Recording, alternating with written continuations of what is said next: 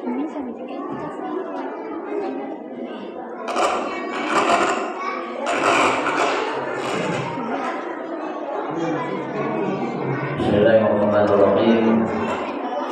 Assalamualaikum warahmatullahi wabarakatuh. Alhamdulillahirabbil alamin. Wa bihi nasta'inu ala umuri dunya wa din. Wassalatu wassalamu ala asyrofil anbiya'i wal mursalin wa ala alihi wa sahbihi ajma'in. Subhanaka la ilma lana illa ma 'allamtana innaka antal alimul hakim. Allahumma la sahla illa ma ja'altahu sahla wa anta taj'alul hazna idza syi'ta sahla. Hadirin Bapak Ibu sidang jamaah tarawih yang dimuliakan dan dirahmati Allah Subhanahu wa taala. Pertama-tama mari kita senantiasa bersyukur kepada Allah Subhanahu wa taala pada malam ke-21 di bulan Ramadan ini. Allah Subhanahu wa taala masih memberikan kita kemudahan untuk tetap melaksanakan ibadah kita dengan sebaik-baiknya. Salam dan salawat kita peruntukkan kepada junjungan Nabi besar kita Rasulullah Muhammad sallallahu alaihi wasallam. Mudah-mudahan salawat-salawat yang senantiasa kita kirimkan kepada beliau insyaallah akan menjadi syafaat dan pelindung kita nanti di hadapan Allah Subhanahu wa taala. Hadirin sidang jamaah tarawih yang dimuliakan dan dirahmati Allah Subhanahu wa taala. Malam ini kita sudah memasuki malam ke-21 di bulan Ramadan. Artinya tinggal 10 hari lagi kita akan ditinggalkan oleh bulan Ramadan. Mudah-mudahan ibadah yang kita lakukan selama ini, selama 20 hari, diterima oleh Allah Subhanahu wa taala, dan mudah-mudahan pahala kita dilipat gandakan oleh Allah Subhanahu wa taala.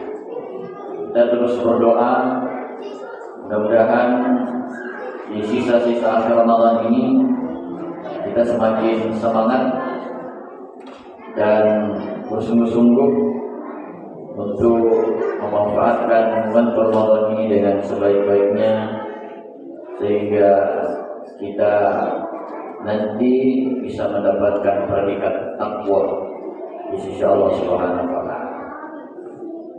Karena ternyata tidak semua orang yang berpuasa itu bisa mendapatkan predikat takwa di sisi Allah, kecuali mereka yang betul-betul bersungguh-sungguh, penuh semangat, bermujahadah untuk beramal dan memanfaatkan membantu Ramadan ini dengan sebaik-baiknya untuk mendapatkan predikat takwa tersebut. Maka di akhir Ramadan ini adalah merupakan puncak kemuliaan, keutamaan yang besar itu ada di 10 hari atau 10 malam terakhir bulan Ramadan. Apalagi di 10 hari terakhir itu, 10 malam terakhir, ada satu malam yang disebut malam Lailatul Qadar, yang lebih baik daripada 1000 bulan, khairun min alfi syahr. Maka mari kita sungguh-sungguh untuk mendapatkan dan mengejar daripada bulan malam Lailatul Qadar itu, sehingga ketika kita mendapatkannya sama halnya ketika kita beribadah sebanyak 83 tahun atau 1000 bulan, bahkan lebih baik daripada itu. Hadirin jamaah salat tarawih yang dimuliakan Allah Subhanahu wa taala. Adapun judul ceramah saya pada kesempatan ini adalah tentang etika dalam bermuamalah. Ya. Nah, salah satu kegiatan muamalah yang sering kita lakukan di bulan Ramadan ini adalah mengkonsumsi makanan. Mengkonsumsi makanan. Salah satu faktor yang menyebabkan kenapa kita ini malas beribadah di bulan Ramadan dan selalu mengantuk, ya, bawaannya selalu mau tidur. Ternyata yang menjadi penyebabnya ini adalah yang pertama karena kita terlalu banyak makan di waktu sahur, ya. Terlalu banyak makan dengan anggapan bahwa kalau kita banyak makan itu lambat nanti besok tambah atau tidak tambah. Ya, anak-anak kita juga kita suruh makan tambah, ya. Kalau kita makan sahur, ya, kita suruh anak-anak tambah ya, sampai kenyang. Nah, ternyata kalau kekenyangan dan banyak sekali kita makan di waktu sahur, itulah yang menyebabkan kita itu setelah sholat subuh bawaannya mau tidur. Ya. Kenapa? Karena dalam ilmu kesehatan, ya, bahwa tubuh kita itu di pagi hari itu belum siap menerima atau mencerna makanan yang berat. Apalagi ya di waktu sahur itu kita makan nasi, ya, 2 piring tanpa songkol, tanpa jodoh kalau ada contoh kalau bahasa. Itu semua adalah makanan yang berat, membuat tubuh kita ini lelah. Karena dipaksa bekerja yang bukan pada waktunya. Ya. Jadi di pagi hari itu tubuh kita ini bekerja untuk membersihkan. Ya. Jadi dia lagi bersih-bersih, lagi beres-beres. Kalau dalam ilmu kesehatan itu disebut detoksifikasi. Artinya mengeluarkan sisa-sisa makanan yang tidak dibutuhkan lagi oleh tubuh. Nah, itu namanya detoksifikasi. Itu kerjanya kalau pagi. Jadi pagi itu bukan kerjanya untuk mencerna makanan yang kita makan di waktu sahur. Itu sebabnya ya setelah sholat subuh itu kita mengantuk sekali, setengah mati ditahan. Ya. Dan itu bisa berlalu sepanjang hari mengantuk terus. Kenapa? Kan dari pagi hari itu sudah koyong ini. Jadi ditambah lagi kita puasa kurang lebih sekitar 12 jam, ya, atau lebih, ya. Nah, itu membuat kita ini, tubuh kita ini lelah, letih, loyo, lesu, dan tidak bisa kita kerja dengan maksimal. Nah, kalau cara kita seperti ini makan sahur, maka itu sudah dipastikan bahwa kita ini tidak bisa beribadah dengan maksimal. Kenapa? Karena baru dilihat Al-Quran sudah mengantuk, baru kita baca ya 1 lembar sudah mengantuk. Jadi ini akan mempengaruhi daripada kualitas ibadah. Makanya Allah Subhanahu wa taala berfirman di dalam Al-Quran, "Falyanzuril insanu ila ta'ami." Hendaklah setiap manusia itu memperhatikan apa yang dia makan, memperhatikan makanannya. Hanya kita perhatikan betul apa yang masuk ke dalam tubuh kita, karena itu akan mempengaruhi ya daripada ya seharian kita. Nah, kalau wadah kita tadi sahur dengan porsi yang banyak, ya, tidak bisa kita mengontrol diri dengan alasan yang keliru, ya. Nah, inilah yang menyebabkan kita mati.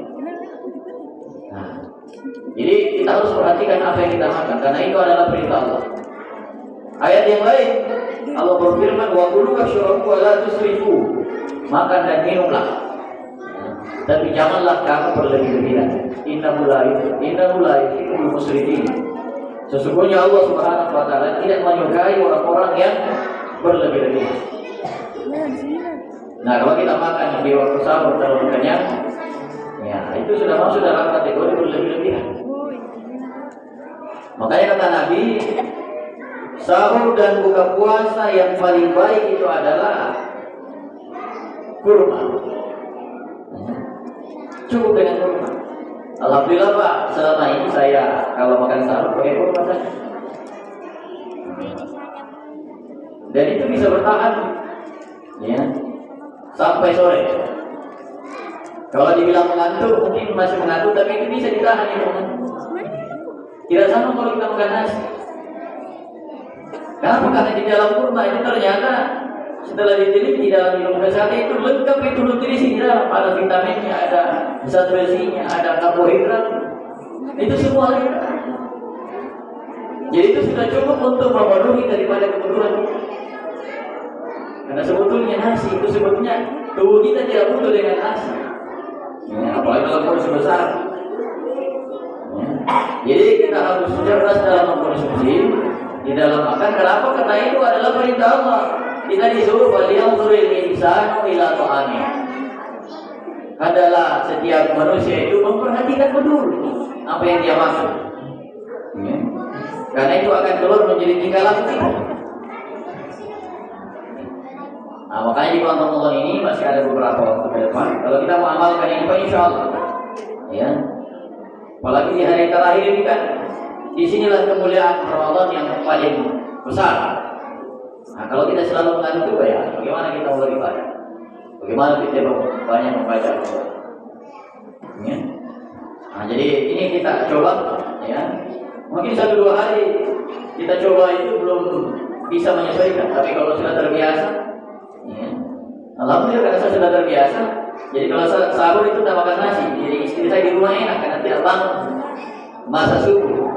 Jadi kita bangun itu paling ya menjelang sekitar jam 3:30 atau jam 4 ya. Mau sholat sholat lain sedikit ya sudah langsung, kan banyak di stok rumah. Kalau kita beli 1 kilo itu sudah bisa dimakan 10 hari. Jadi selain mengirit ya, juga bisa mengirit tenaga, mengirit uang, mengirit waktu, ya, dan segudang manfaat yang bisa kita dapatkan. Jadi kita tidak perlu lagi bangun jam 2 cuma untuk masak. Cukup itu. Nah, kalau kita mau tambah, ya tambah dengan yang disunahkan. Jadi makanannya Nabi itu Pak, campurannya ini kurma. Pertama adalah semangka, itu ada hadisnya. Ya, jadi dimakan dengan semangka. Kalau tidak ada semangka, yang kedua botek. Ternyata itu botek zaman Nabi sudah ada. Ya, zaman Nabi sudah ada.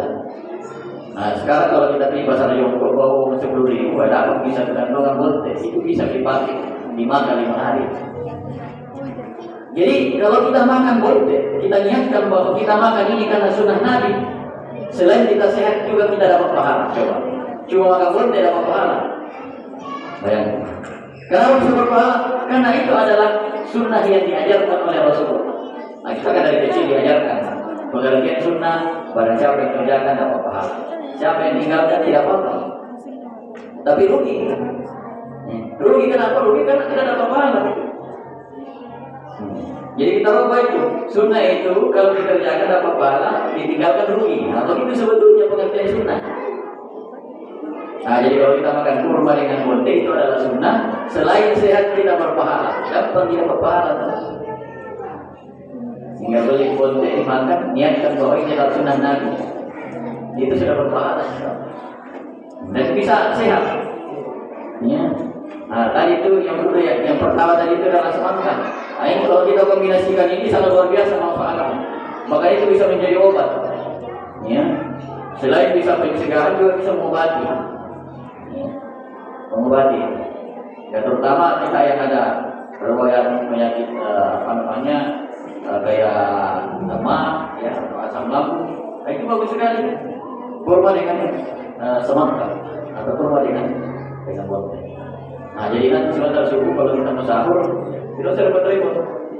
Ya. Kita makan kurma saja, ya. Atau bisa diganti dengan buah-buah yang lain seperti anggur atau apel, ya. Kalau pisang sebaiknya dihindari kalau subuh. Kenapa? Karena pisang itu mengandung gas yang tinggi. Ya. Itu bisa mengandung gas yang tinggi. Apalagi kita berpuasa, di siang hari, nah itu sebaiknya itu dihindari kalau subuh. Ya, kecuali di luar Ramadan, nah itu boleh. Ya. Apalagi yang pisang ambon, nah itu pisang ambon itu paling tinggi kadar gasnya, paling tinggi. Nah itu paling enak. Nah itu paling tinggi kadar. Jadi yang kena ada penyakit asam lambung, penyakit mah, nah itu hindari itu pisang ambon. Ya. Yang bagus itu